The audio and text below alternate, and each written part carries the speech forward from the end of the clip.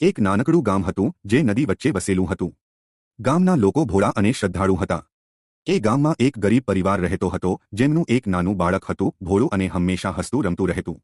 એક દિવસ ગામમાં ભારે પૂર આવ્યો. લોકો પોતાનો જીવ બચાવવા ઘરમાં બંધ થઈ ગયા. એ વચ્ચે બાળક રમતા રમતા ઘરથી થોડું દૂર નદી તરફ પહોંચી ગયું. અચાનક તેનો પગ લપસી ગયો અને તે વહેતા પાણીમાં પડી ગયું.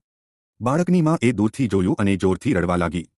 આખું ગામ દોડી આવ્યું, પણ પૂરનો પ્રવાહ એટલો તેજ હતો કે કોઈ અંદર ઉતરવાની હિંમત ન કરી શક્યું.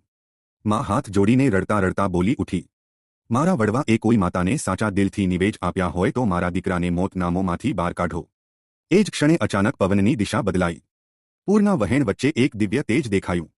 લોકોએ જોયું કે બાળક પાણી પર તરતું આગળ વધે છે, જાણે કોઈ અદ્ભુત શક્તિ તેનો હાથ તેને સંભાળી રહ્યો હોય. થોડા જ પળોમાં બાળક નદીના કિનારે સુરક્ષિત રીતે આવી પહોંચ્યું. તે હસતું રમતું બહાર આવ્યું, જાણે કંઈ થયું જ ન હોય. બધા લોકોની આંખો ખુલ્લી રહી ગઈ.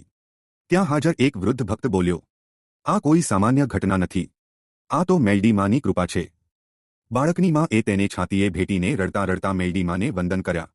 આખું ગામ જય મેલડી માના નારાથી ગુંજી ઉઠ્યું. એ દિવસ પછી ગામમાં મેલડી માં પ્રત્યે શ્રદ્ધા બની. લોકોએ શીખ્યું કે સાચી શ્રદ્ધાથી કરેલી એક પુકાર પણ મેલડી માં સાંભળે છે. જય મેલડી માં.